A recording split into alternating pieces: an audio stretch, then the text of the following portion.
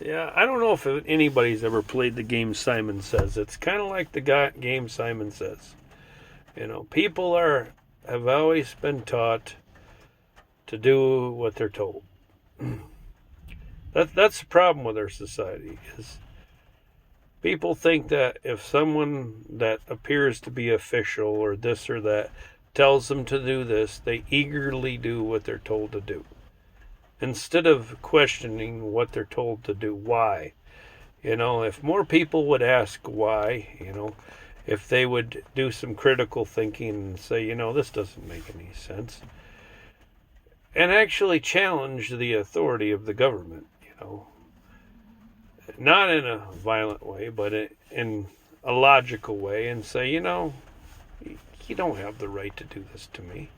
I have my rights, my constitutional rights. I know what you're doing doesn't make any logical sense.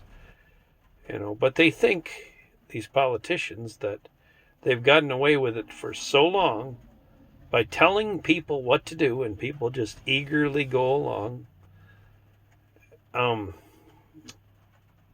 You're watching the fast decline of our society right now. It's like ancient Rome.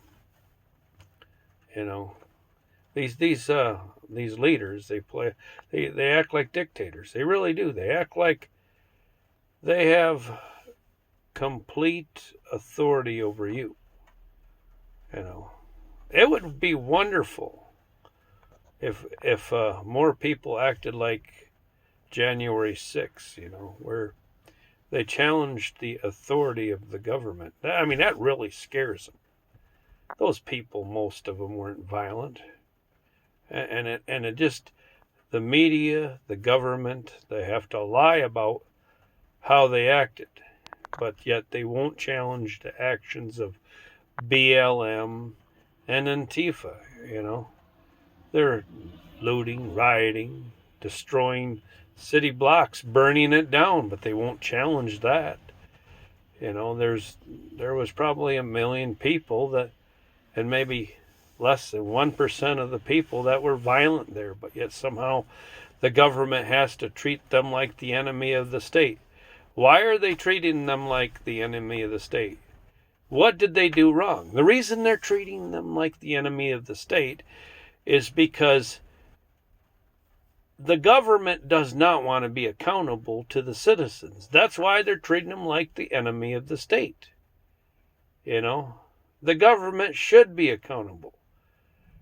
There needs to be accountability in the government. If there isn't, if it goes unchecked, our country becomes no different than China or North Korea, or maybe even Saudi Arabia or something like that, where the politicians have 100% control over your life, and you say the wrong word, next thing you know, you're being thrown in prison or your head's being chopped off just because they don't like what you had to say.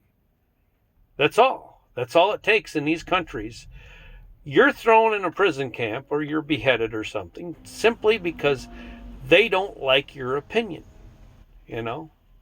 That's why we have the Constitution. Freedom of speech. That's why we have freedom of speech. Everybody should be able to voice their opinion in this country, whether you agree with it or you disagree with it, because you lose that right.